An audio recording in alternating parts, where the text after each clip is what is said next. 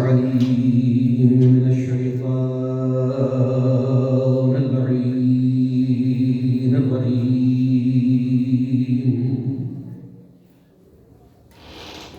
بسم الله الرحمن الرحيم.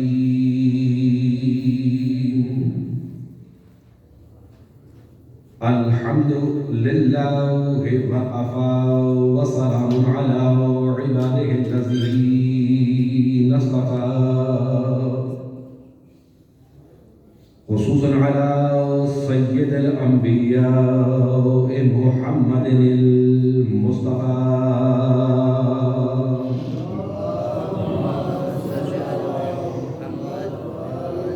المركب بالياسين والطه وعلى آله الطيبين الطاهرين المعصومين النجباء الشرفاء الذين أذهب الله عنهم الرجس وطهرهم تطهيرا.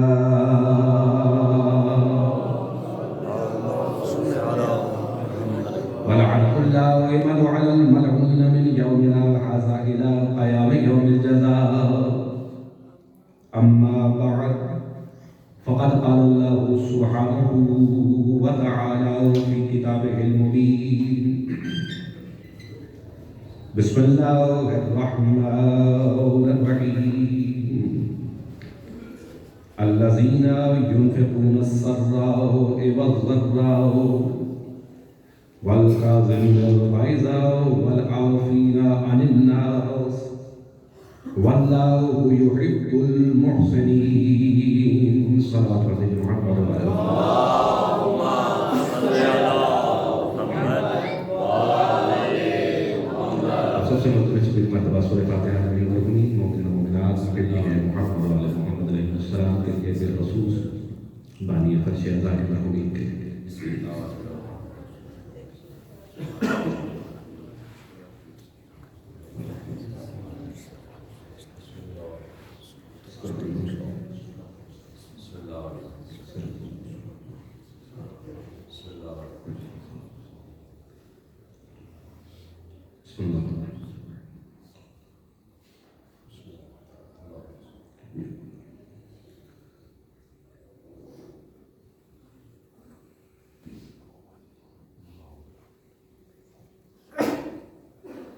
اللهم ارزقنا حج بيتك الحرام وشفاعة الحسين وجده وعبيه وأمه وأخيه وأولاده المحسوسين برحمتك يا أرحم الراحمين. مالنا جس قدر بھی سورہ ابراہیم کی تلاوت کی گئی ہے اور اس ذکر کا اہتمام کیا گیا ہے، اس سب کو درجہ عبادت میں شمار کرتے ہوئے مقبول و منظور فرما اور اس کا ثواب جمیع مرحومین مومن و مومنات محبین محمد وعلى محمد علیہ السلام بالخصوص حاضرین محفل کے مرحومین اور بالخصوص صاحب فرش ازا کے مرحومین کی ارواح کو اصال کرتے ہیں قبول و منظور فرما، ان کے درجات کو عالی و متعالی فرما. جو بھی حاصلیں جو بھی دعائیں آپ اپنے دل میں لیے ہوئے فرش ازا پر موجود ہیں، سب کا محمد وعلى محمد بالخصوص باب الفوائد منصیر کاظم علیہ السلام کا واسطہ مالک سب کے دلی حوائج کو اپنی بارگاہ میں قبول و منظور فرما. جو بیمار ہیں وہ شفائے کامل عاجل عطا فرما، جو پریشان حال کی پریشانی کو دور فرما، جو بے جرم اسیر ہیں مالک ان کو رہائی عطا فرما. مل کے دعا کریں سب کا محمد وعلى محمد علیہ السلام کا مجھ گناہگار کے ذمے جن کے نام میرے ذہن میں ہیں یا نہیں ہیں یا زبان پہ نہیں ہیں، مالک جنہوں نے بھی دعاؤں مجھ گناہگار کے ذمے لگائی ہیں، مالک سب کی دعاؤں کو اپنی بارگاہ میں قبول و منظور فرما. اور سب دعاؤں کی دعا جو ہماری دعاؤں کے قبول کے شرط ہے، مالک ہمارے وارث حقیقی کے ظہور میں تعجیل فرما. ان سب دعاؤں کی مقبولیت کے لیے ایک مرتبہ بلند تر صلوات پڑھیں کہ محمد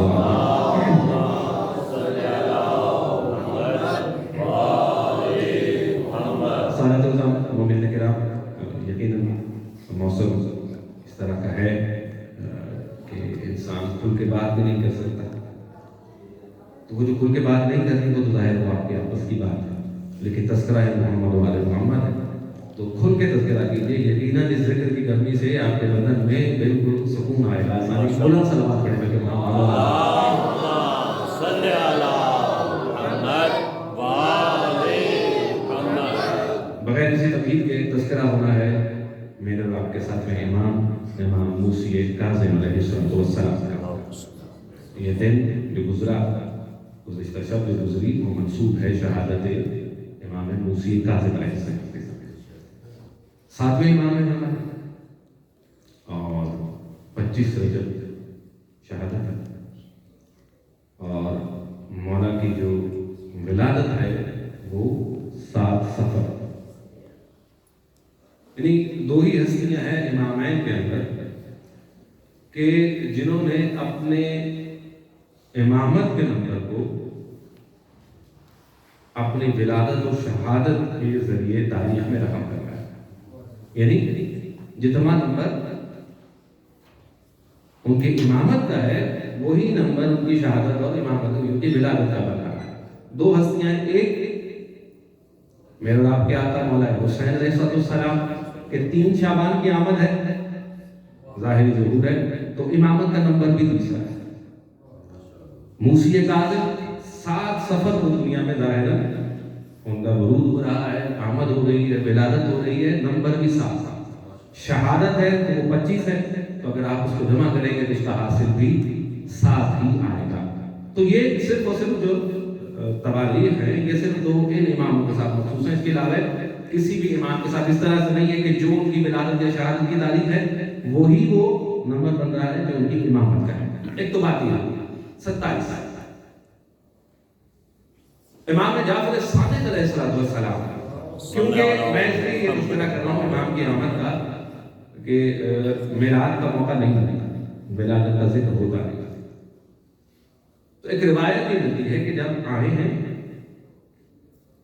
اور امام جعفر صادق علیہ السلام نے 7ویں حجت کو اپنے آغوش میں اٹھایا تو ظاہر ہے جن کو پتہ چلتا جا رہا ہے وہ آتے ہیں اور امام کا مبارکباد پیش کرتے ہیں، اور کوئی آتا ہے وہ یہی کہتا ہے مولا بیٹی کی مبارکباد، مولا آپ کو مبارکباد کہ آپ کے ہاں بیٹا ہوا ہے۔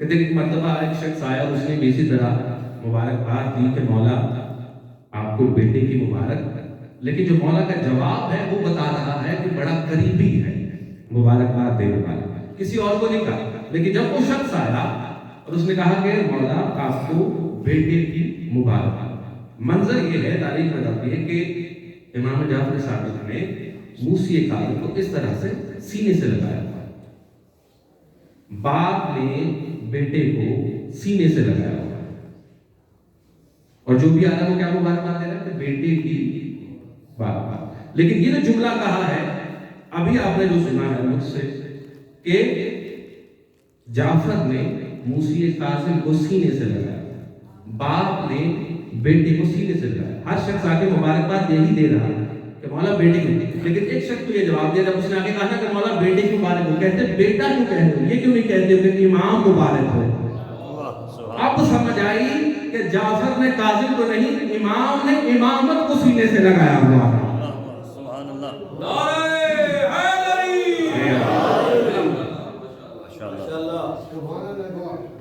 امام نے امامت کو سینے سے لگایا۔ تو اس طرح سے ایک اور روایت ملتی ہے کہ جب بتایا گیا کہ ولادت ہوئی ہے آپ کے ہم بیٹے کی، تو جتنے بھی قریب بیٹھے، یہ بڑی عجیب بات ہے، اور یہ صرف آپ کو خاندان امامت میں ہی ملے گا، خاندان رسالت میں ہی ملے گا، آل محمد علیہ السلام کے علاوہ کہیں یہ بات نہیں ملی۔ نوجوانوں کے لیے بزرگ جانتے ہوں گے اس بات کو، روایت یہ ملتی ہے کہ جب اطلاع ملی، بتایا گیا کہ آپ کے ہم بیٹا ہوا امام جعفر صادق علیہ السلام، تو امام نے فرمایا کہ ہاں میں جانتا ہوں، اور خدا کا شکر ہے کہ میرا بیٹا اسی طرح سے دنیا میں آیا ہے جیسے ان کے نانا محمد مصطفیٰ آئے تھے یا ان کے دادا علی مرتضیٰ آئے تھے، یعنی کہ معصومین کا دنیا میں آنے کا۔ اور وہ کیا طریقہ ہے کہ وہ آتے ہیں اور سجدہ کرتے ہیں اور ہاتھ اٹھا کے گواہی دیتے ہیں اشہد ان لا الہ الا اللہ، اور صلوات پڑھیں گے محمد علیہ وسلم۔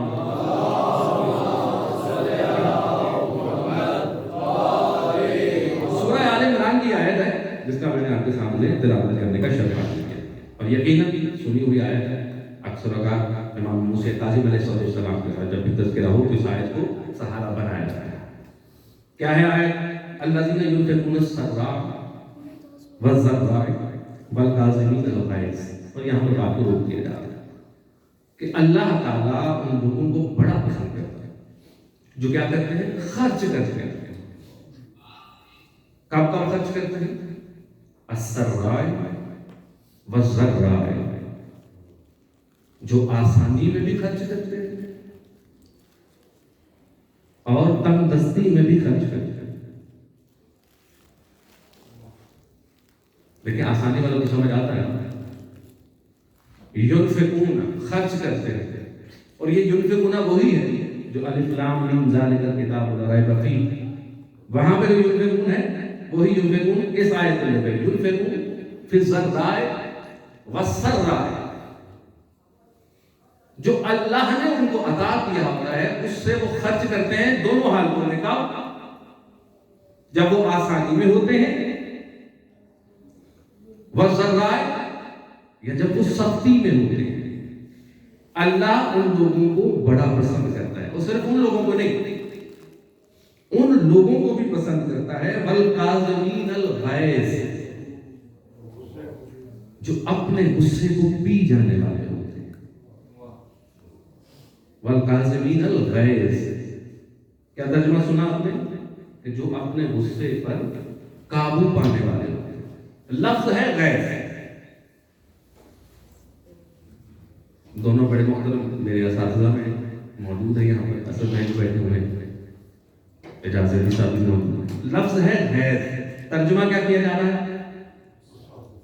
تو کیا واقعہ یہ صحیح ترجمہ ہے کہ غیظ کے معنی غصہ ہی ہوتا ہے؟ بالکل سماج فرمایا، قرآن کے اندر غصے کے لیے لفظ موجود ہے جس کو غضب کہا جاتا ہے عربی کے اندر. یہاں کہا کیا جا رہا ہے؟ غیظ، یعنی یہ کچھ اور ہے. غیظ کچھ اور ہے، غصہ کچھ اور ہے، جس کے لیے اندر قرآن کے اندر لفظ استعمال ہو رہا ہے غضب. تو پھر یہ غیظ اور غصے میں فرق کیا ہے؟ یا غیظ اور غضب میں فرق کیا ہے؟ کیونکہ اللہ تعالیٰ اس کو استعمال کر رہا ہے، کیونکہ اللہ تعالیٰ لوگوں کو پسند کرتا ہے. والقاظمین الغیظ، جو اپنے غصے پر، دیکھیں پھر زبان سے لفظ وہی نکلتا ہے. یہ بڑی آسانی ہے دنیا کی. کہا یہ جاتا ہے کہ جھوٹ اتنا بولا جائے، اتنا بولا جائے کہ وہ سچ لگنے لگ جائے. سمجھ رہے ہیں؟ دنیا نام اس چیز کا ہے کہ جس کو ہم تواتر سے سنتے رہتے ہیں، ایک وقت آتا ہے کہ ہم اس کو تسلیم کر لیتے ہیں کہ ہاں یہی صحیح ہے اور یہ ہمارے معاشرے کا حصہ ہے. بات میں اس طرف نہیں جانا چاہ رہا. بات کیا ہو رہی ہے؟ والکاظمین الغیظ، وہ جو قابو پا لیتے ہیں کس پر؟ اپنے غیظ پر، غصے پر نہیں. غصہ اور چیز ہے، غیظ اور چیز. غصے کے لیے لفظ استعمال کیا جاتا ہے غضب، جو قرآن کا لفظ ہے، عربی کا لفظ ہے، استعمال ہوا. اور جناب موسیٰ کے لیے یہی استعمال ہوا. جو قرآن پڑھنے والے ہیں یقیناً ایک بار کی تعریف کریں، جناب موسیٰ کے لیے جو لفظ استعمال ہوا ہے وہ غضب کا ہی ہوا ہے. لیکن یہاں قرآن کے اندر استعمال کیا جا رہا ہے والکاظمین الغیظ، جو اپنے غیظ پر قابو پانے والے ہیں. سمجھنا پڑے گا کہ غضب اور غیظ میں فرق کیا ہے. غصہ جس کے لیے لفظ غضب ہے، غصہ کس سے کہتے ہیں؟ کس سے کہتے ہیں؟ مشکل سوال. غصہ یہی ہے نا کہ جو بات آپ کو ناگوار گزرے، کوئی منظر آپ کو ناگوار گزرے، کوئی شخص آپ کو ناگوار گزرے، تو کیا ہوتا ہے؟ غصہ آتا ہے آپ کو. یعنی کہ ایک ناپسندیدہ عمل کا نام غصہ. جب آپ کے سامنے لوگ جس کے آپ پسند نہیں کرتے اور اس کے اظہار میں جو کچھ آپ کرتے ہیں وہ کیا ہوتا ہے؟ غصہ. غصہ حق بجانب بھی ہو سکتا ہے،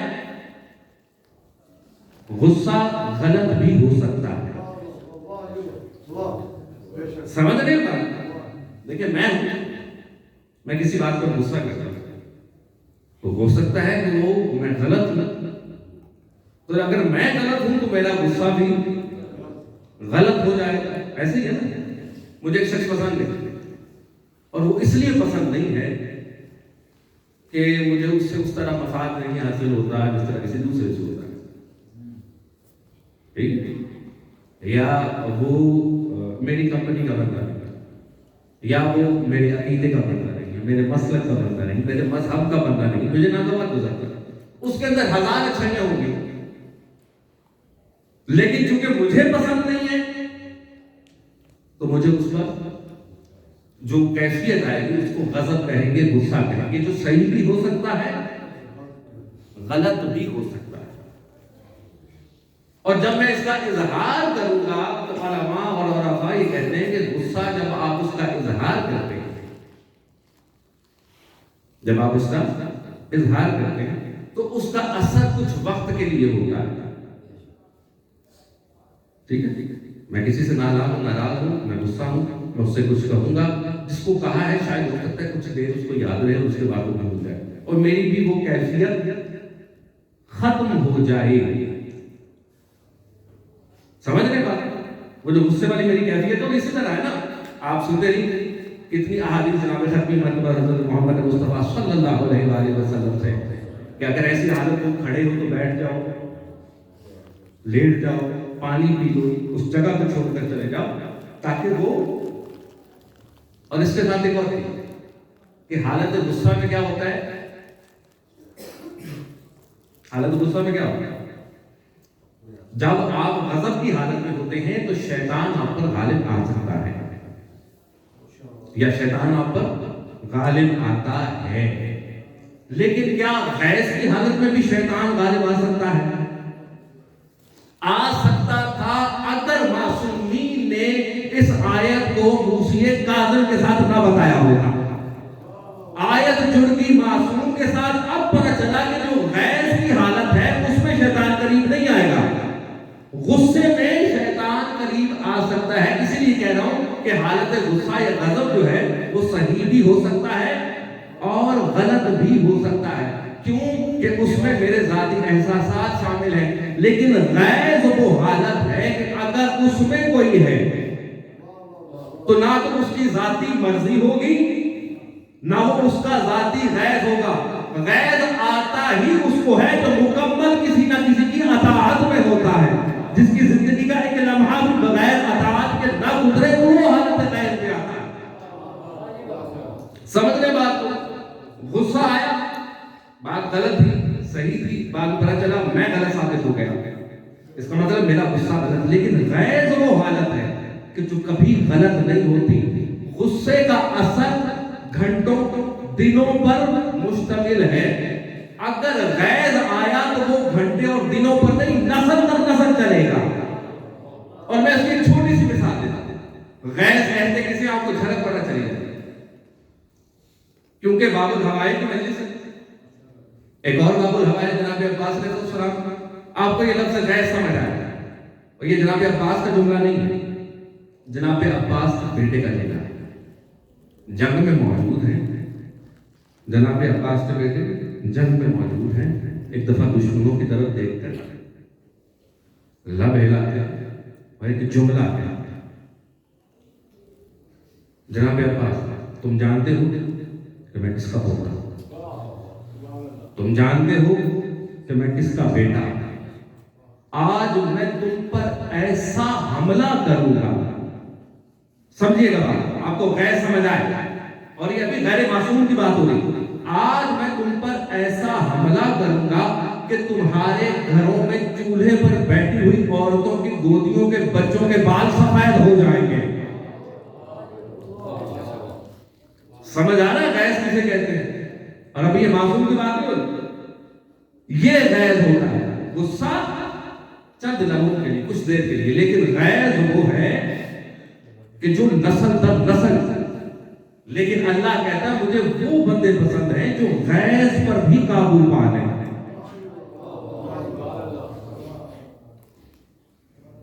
ہے میری اطاعت کے اندر ایک لمحہ بھی اطاعت سے خالی، لیکن اگر حالت غیظ میں ہیں، حق بجانب بھی ہیں، لیکن میں پسند کرتا ہوں کہ والقاظمین، جو قاظم بن جائے، اس حالت غیظ اس کو روکنے والا، اس پر قابو پانے والا، اور صرف یہ نہیں کہ قابو پا لے، آیت آگے بڑھتی ہے کیا؟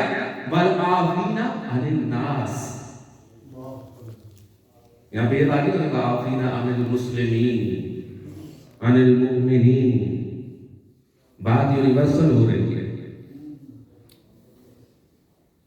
بات یونیورسل ہو رہی ہے، رحمت للعالمین پر آیت کا نزول ہو رہا ہے، تو وہ مسلمانوں کے لیے نہیں ہے، کسی فرقے یا مذہب کے لیے نہیں، انسانوں کے لیے ہے۔ وعافین عن الناس، اور جو لوگوں کو معاف کرنے والے ہیں، غیظ پر بھی قابو پائے اور اس کے ساتھ ساتھ انسانوں کو معاف بھی کرے۔ صرف ایک بات نہیں کہ اپنے غیظ میں اور دل میں رکھے اور پھر موقع کی تلاش میں ہو، نہیں، وعافین عن الناس، اور لوگوں کو معاف کرنے والا ہو، قطع نظر کہ اس کے قبیلے کے ہیں کہ نہیں، اس کے مذہب کے ہیں کہ نہیں، اس کے پیغام پر چلنے والے ہیں کہ نہیں۔ جو کاظم ہوگا وہ یہ نہیں دیکھے گا کہ میرے مذہب یا قبیلے کا ہے، یہ صرف اس کے اندر ہوگی کہ عافین وہ معاف کرنے والا ہوگا، کس کو؟ انسانوں کو۔ تو میں پورے وثوق کے ساتھ کہتا ہوں کہ عالم اسلام جس مرضی کو شامل کر رہے ہیں، جس مرضی کو مثال بنا کر لے آئے، لیکن آل محمد علیہ السلام سے بہتر کوئی مثال نہ بنے گی کہ اختیار رکھتے ہوئے، غیظ رکھتے ہوئے معاف کرنے والا اگر کوئی ہے تو آل محمد علیہ السلام۔ ایک سوال پڑھ کر کے محمد والے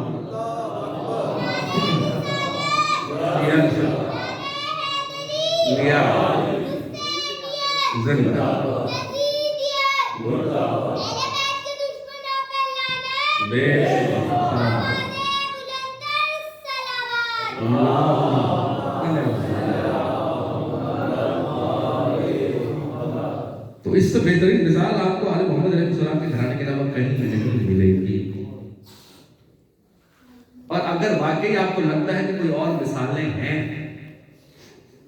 تو پھر تاریخ کا مطالعہ کر لیجئے اور دیکھ لیجئے کہ امت رسول نے بعد رسول اولاد رسول کے ساتھ کیا کیا۔ کیا ان میں سے کوئی تھا؟ دیکھیں میں اکثر سوچتا ہوں، ایک نیا رخ لے رہا ہوں اپنی گفتگو سے، بعد رسول جناب علی مرتضیٰ علیہ السلام، جناب حسن، جناب حسین، اور اس کے بعد کا دور جو آپ دیکھتے ہیں مسلسل قید و بند، کس کے لیے؟ اولاد رسول کے لیے۔ ایسے ہی کبھی آپ نے سوچا کہ کیوں قید کرتے ہیں؟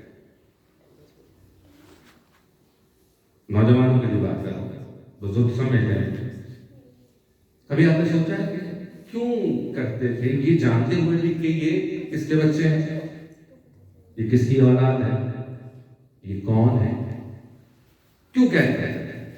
کبھی آپ نے اس پر غور کیا؟ نوجوان سے یہ سوال ہے۔ جب آپ اس پر غور کریں گے تو کبھی نہ کبھی کہیں نہ کہیں آپ کو صحیح پتہ چلے گا کہ کیا مقصد تھا پیچھے۔ کیا مقصد یہ تھا کہ ان کو قید کریں گے تو ہماری حکومتیں چلیں گی؟ کیا مقصد یہ تھا کہ ان کو قید کریں گے تو لوگ ہمیں اچھا سمجھیں گے؟ کیا مقصد یہ تھا کہ ان کو قید کریں گے تو ہمارے مال و زر میں اضافہ ہوگا؟ کیا یہ مقصد تھا قید کرنے کا آل محمد علیہ السلام کو بعد رسول؟ نہیں، تھوڑی دیر رکیے۔ یہ وہ لوگ ہیں کہ جنہوں نے اپنے بزرگوں سے ذات ختمی مرتبہ صلی اللہ علیہ وآلہ وسلم کے مختلف پہلوؤں کو سنا، کچھ نے دیکھا، کچھ نے دیکھا بھی ہوا۔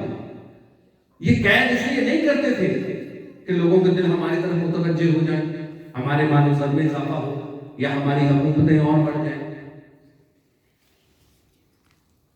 ہم اور زیادہ دنیا پر قبضہ کر لیں۔ نہیں، سوچیے اس بات۔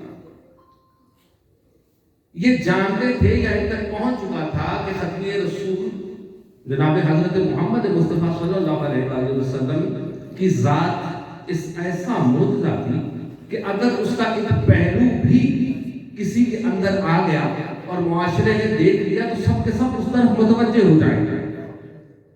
ایک پہلو بھی نظر آ گیا کیونکہ وہ ذات اس قدر مکمل ہے کہ اس کے اندر کوئی نقص پایا ہی نہیں جاتا، کوئی کمی ہے ہی نہیں۔ تو اب جب اپنی زندگیوں پر دیکھتے تھے تو مسلسل کیا تھے؟ کمیاں تھی، گناہ تھے۔ انہی گناہوں کے دور کے اندر چند ایک ہستیاں ایسی نظر آتی تھی کہ جب وہ چلتے تھے تو رسول نظر آتا تھا، وہ بولتے وہ بات کرتے تھے، فیصلہ کرتے تھے تو رسول نظر آتا تھا۔ مسئلہ یہ نہیں تھا کہ اپنی حکومتوں کو بڑھانے کے لیے، اپنے زر کو بڑھانے کے لیے، لوگوں کے دلوں میں اپنی محبت پیدا کرنے کے لیے آل محمد کو قید نہیں کرتے تھے، وہ اس لیے قید کرتے تھے ان ہستیوں کو کہ کسی نہ کسی طرح سے ہم کردار محمد کو قید کر دیں۔ اگر کردار محمد قید ہو گیا تو ہمارا کیا ہوا جو بھی ہوگا لوگ اس کو حق تسلیم کر لیں گے، وہ مان لیں گے کہ یہی حق ہے۔ آل محمد علیہ السلام کو قید کرنے کا اس کے علاوہ کوئی مقصد ہے کہ کردار رسول چھپ جائے، کسی کو پتہ ہی نہ چلے کہ رسول تھا کیسا۔ اس لیے تو رٹ لگائی تھی کہ ہم جیسے سمجھ رہے ہیں بات کو، نوجوان سمجھ رہے ہیں بات۔ آل محمد کو قید کرنے کے پیچھے صرف اور صرف یہ راز مضمر ہے کہ کہیں پتہ نہ چل جائے کہ رسول تھے کیسے۔ آل محمد کو قید رکھا گیا، لیکن خود سوچئے اگر گلاب کو جنگلے کے اندر بند کر بھی دیا جائے تو کیا خوشبو کو قید کیا جا سکتا ہے؟ خوشبو قید نہیں ہوتی۔ یہی وجہ ہے کہ اگر یہ ہستیاں قید میں بھی ہیں تو لوگوں کی محبت کا مرکز ہمیشہ یہی لوگ رہے۔ کیوں کہ کردار رسول کی خوشبو آتی ہے، اس خوشبو کو قید نہیں کر سکتے۔ لوگ جہاں بھی تھے، جس طرف بھی تھے، جب پتہ چلتا تھا تو دل متوجہ اگر ہوتے تھے تو سوائے آل محمد علیہ السلام کے کسی اور کی طرف نہیں ہوتے۔ ایک سلوات پڑھیں محمد علیہ السلام۔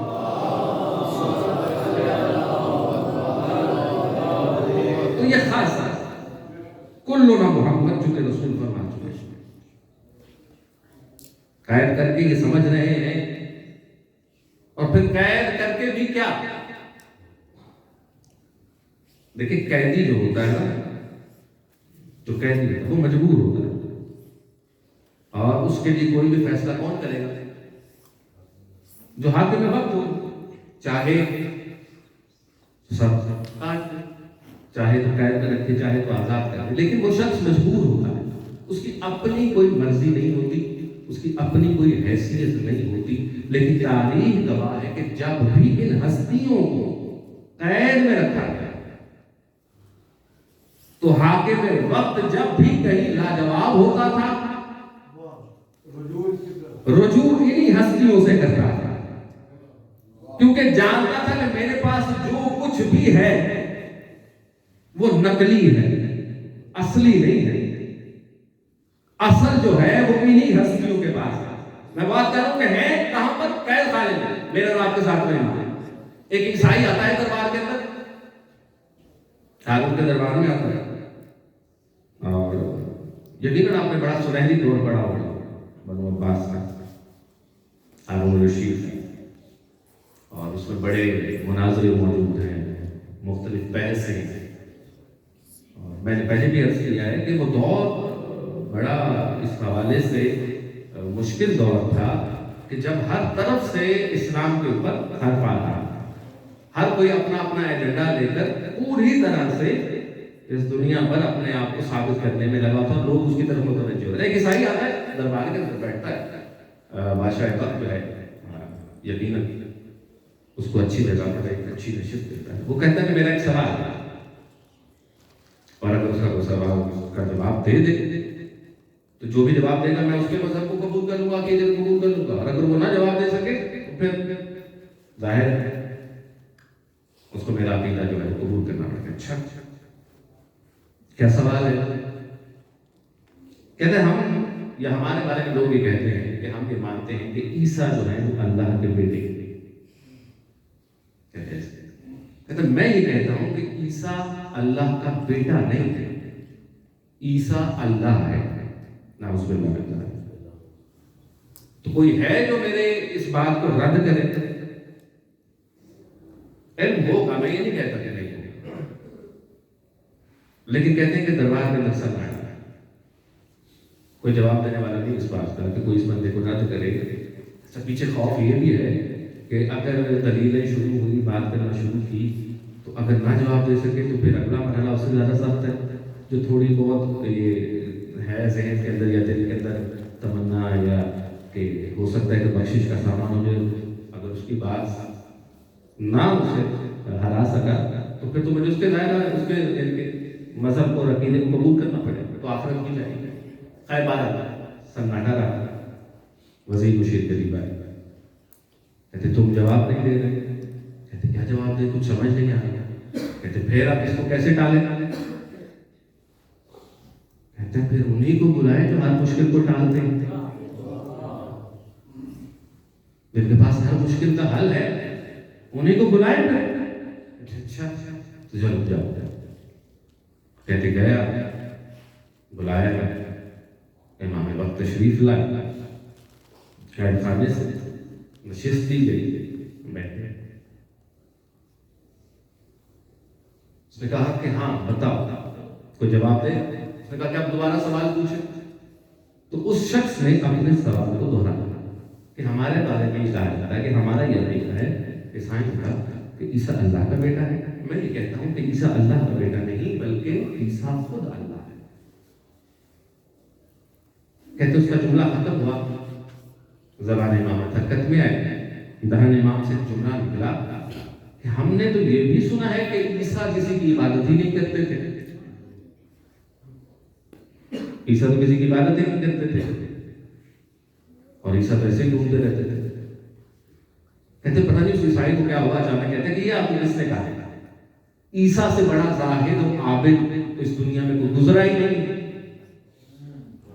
اب جیسے یہ جملہ اس نے دہرایا کہ عیسیٰ سے زیادہ تو زاہد و عابد کو دنیا اور کائنات میں گزرا نہیں، امام کے چہرے پر مسکراہٹ آئی۔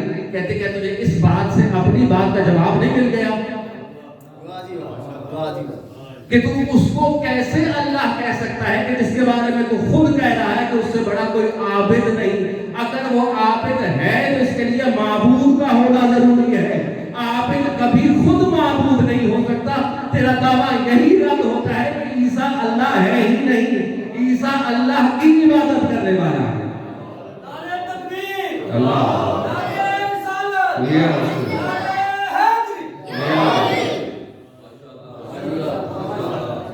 تیرا دعویٰ تو تمہیں خود ہی ہلا کے کر دیا۔ اور ایک مرتبہ پھر بادشاہ وقت کی طرف توجہ گئی، اتنے سے کام کے لیے ظاہر نہ دی تھی مجھے، کہ تم میں سے کوئی یہ جواب نہیں دے سکتا۔ شرمندہ ہوا، لیکن میرے ذہن میں یہ تھا، شرمندہ اس لیے نہیں ہوا کہ اس کو بات کی جواب نہیں دیا، شرمندگی یہ تھی کہ میں نے اس کو قید کر کے رکھا ہے کہ جن کے علم ان کی گھٹی میں رسول خدا کی طرف سے آیا ہے۔ ان سے بہتر علم کسی کے پاس ہے ہی نہیں۔ علم جو بھی ہے اگر ہے تو آل محمد علیہ السلام کے پاس۔ ایک سلوات پڑھیں گے، محمد و آل محمد علیہ السلام۔ اور کیا تذکرہ کریں گے علم امامت کا، کہ ان کے شاگردوں کو سمجھنے کے لیے بھی بہت محنت کرنی پڑے، بہت بڑا دماغ چاہیے۔ بہلول نانا کا نام سنا ہے آپ نے؟ یقیناً سنا۔ کن کے شاگردوں میں ہے؟ امام جعفر صادق کے شاگردوں میں بھی ہے، موسی کاظم کے بھی شاگردوں میں ہے۔ علم دیکھنا، امامت کا علم نہیں، خادم امامت کا علم نہیں۔ کہ ایک مرتبہ ہم نے محل بنوایا نیا اور بلایا سب کو، جاؤ دیکھو کیسا محل ہے۔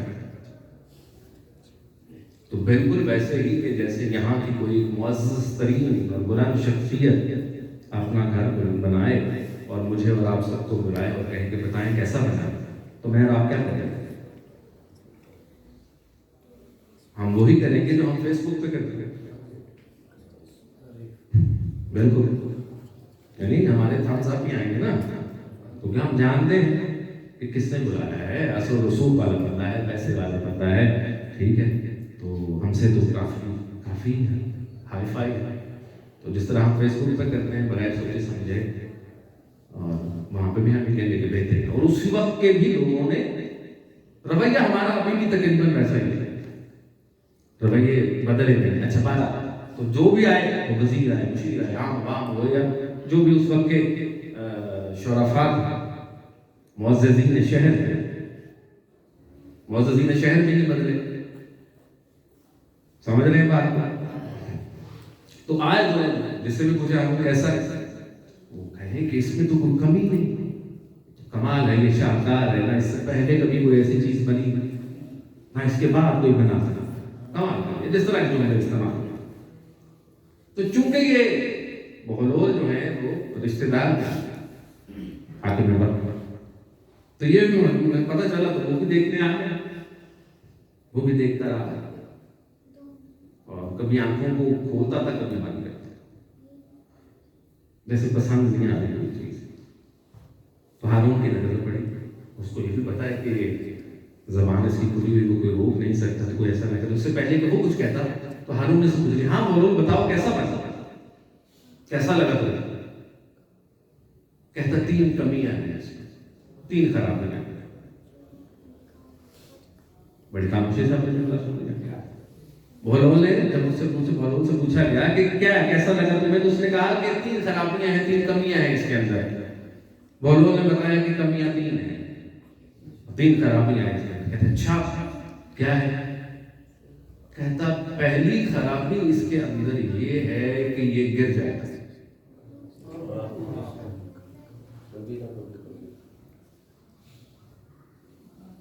سمجھ رہے ہیں بات کو؟ ابھی علم امامت کی بات نہیں ہو رہی، نوکروں کی بات ہو رہی ہے۔ اس کے اندر پہلی خرابی کیا ہے کہ یہ گر جائے گا۔ ہارون کے پاس کوئی جواب نہیں اس بات کا، کہتا صحیح کہہ رہے۔ کہتا اچھا دوسری، کہتا دوسری خرابی یہ ہے کہ تم مر جائے گا۔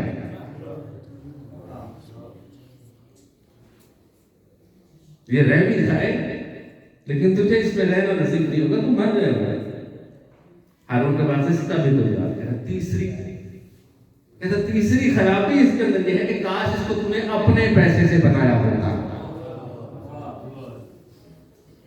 یہ 3 خرابیاں ہیں اس کے اندر، یہ گر بھی جائے گا، تم مر بھی جائے گا، اور کاش کہ تم نے اسے اپنے پیسے سے بنایا ہوتا، یہ تو میرے پیسوں سے بنا ہوا ہے، یہ عوام کے پیسوں سے بنایا ہوا ہے۔ کہتے ہیں کہ بالکل ہارون کے چہرے پر وہی خاموشی جو اس وقت میں کئی چہروں پر دیکھ رہا ہوں۔ یہ کتنا بڑا درس دیا ہے وہ لوگوں نے 3 جملوں کے اندر۔ حقیقت دنیا سمجھا دی ہے وہ لوگوں نے۔ کس کا شاگرد ہے؟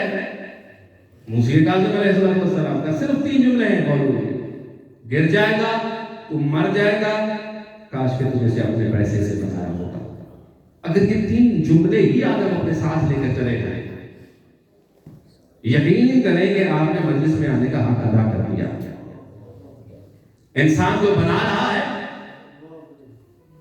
جو کر رہا ہے، اور جس طرح سے کر رہا ہے، اگر اس کی نظر ان چیزوں کی طرف ہو جائے صحیح معنوں میں، تو یقین کریں کہ ہماری زندگیاں بدل جائیں گی۔ ہم صحیح معنوں میں شاید کہیں نہ کہیں آل محمد علیہ السلام کی روش پہ چلنا شروع کر دیں گے۔ واقعات سنتے ضرور ہیں، واقعات سنتے ضرور ہیں، لیکن وہ سننے کی حد تک۔ اب علم امامت کا تذکرہ کر رہا ہوں، بس میں آپ کی زحمتوں کو تمام کر رہا ہوں، بہت زیادہ بات کہیں گے۔ علم امامت کیا ہے؟ مشہور واقعہ آپ نے سنا ہوگا، جادوگر آیا، کیا کیا اس نے؟ آ کے دسترخوان پر جگہ دی، اس نے کیا کیا؟ وہ اپنے جادو سے امام جس روٹی کی طرف ہاتھ بڑھاتے تو اس کو کبھی دائیں کر دیتا، کبھی بائیں کر دیتا۔ حاکم وقت یہ دیکھ بھی رہا ہے اور مسکرا بھی رہا ہے۔ اس کو یہ لگ رہا ہے کہ شاید امامت کا توڑ آ گیا ہے۔ کہ جو امامت کو پریشان کرتے ہیں، جو خود کو امام کہتے ہیں، تو اگر کوئی انہیں کو پریشان کرتے تو اس کا مطلب کیا ہے؟ توڑ آ گیا۔ ایک مرتبہ امام نے رخ کیا ہارون کی طرف، کہا ہارون تو اسے روکے گا؟ کیونکہ جب میں اس کو روکوں گا پھر یہ کسی کو بتانے کے لیے باقی نہیں رہے گا۔ یہ جملے ہیں۔ کہتے مولا میں نے تو اس کو کچھ نہیں کہا، رسول اللہ میں نے تو نہیں اس کو کہا۔ کہتے اچھا، کہتے اسی طرح امام نے رخ کیا اس قالین کی طرف، مشہور قالین کی طرف کہ جس کے اوپر ایک شعر بنا ہوا ہے۔ علم امامت یہ ہے شاگرد کا علم یہ ہے کہ وہ دنیا سے دنیا کا علم دے رہا ہے، امام لا شے سے شے کا علم دے رہا ہے۔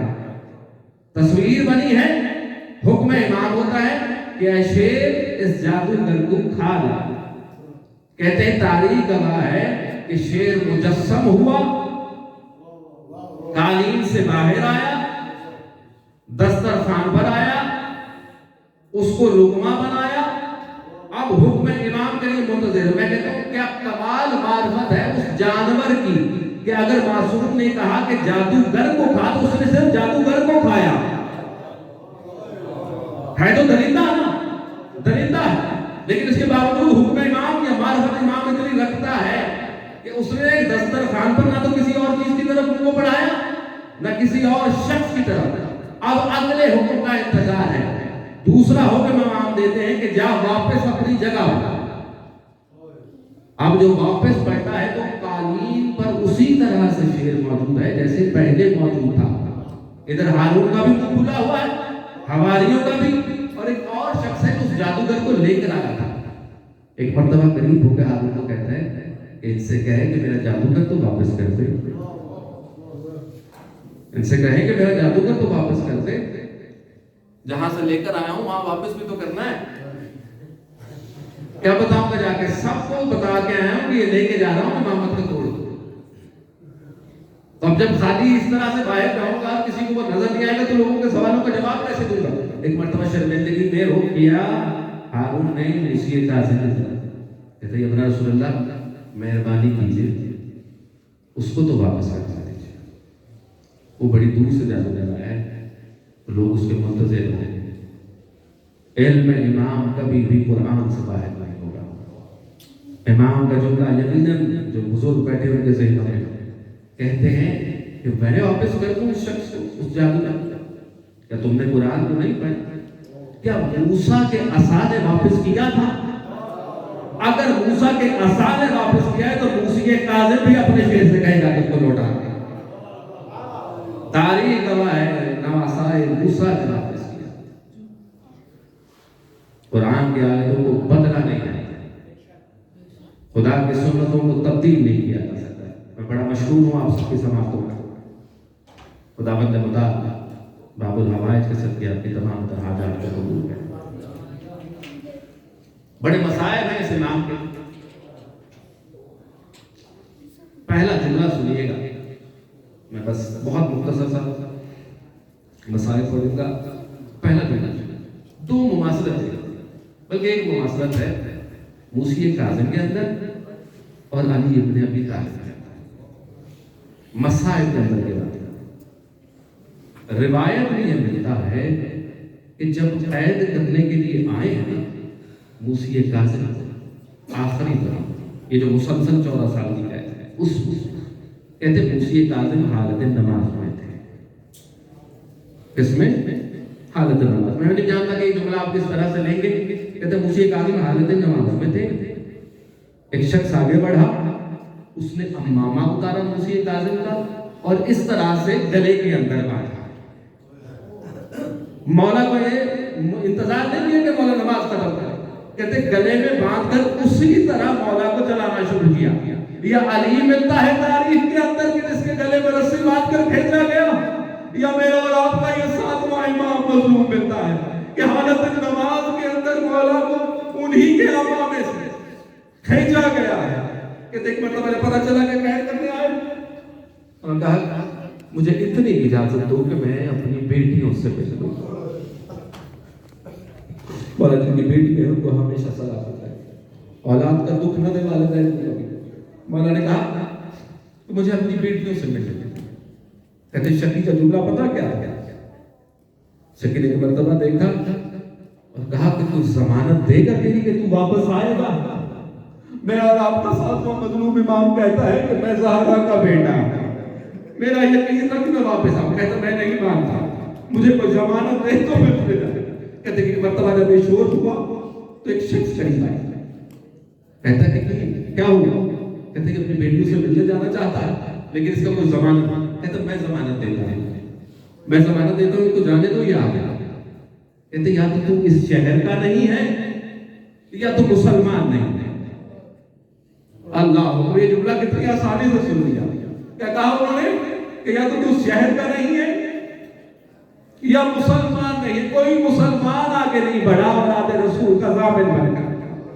کہتے تو صحیح کہتے میں ہوں تو یہی کا، لیکن میں مسلمان نہیں ہوں، میں یہودی ہوں۔ 17 سال سے اس کے اور میرے گھر کی دیوار ایک ہے، لیکن مجھے آج پتا چلا کہ اس کی بیٹیاں بھی ہیں۔ میں ضمانت دیتا ہوں اس کی، اس کو جانے دے۔ کہتا مولا مجھے قاضی آئے مل کر اپنی بیٹی بس اللہ قید خانے میں پہنچائیں گے۔ میں آپ کے زحمتوں کو تمام سوائے کہ شبیر کے کوئی غم نہ دوں، آل محمد علیہ السلام کے غم کے علاوہ کوئی غم نہ دوں۔ قید خانے میں آئے میرے مولا۔ قید خانہ کیسا ہے؟ قید خانہ اتنا تنگ و تاریخ قید خانہ تاریخ میں کسی اور امام کے لیے اس طرح کا قید خانہ ہے کہ بس ایک واقعہ سن لیجیے آپ کو شاید سمجھ آ گیا۔ کہتے ہیں کہ محب کو پتہ چلا کہ امام ہے، سندھ میں شاہد کے پاس گیا، کہتا ہے کہ میں اپنے امام سے ملنا چاہتا ہوں۔ اس کو کچھ پیسے دیے، کچھ درہم و دینار دیے، کہتے ہیں چلا دیکھ لیں۔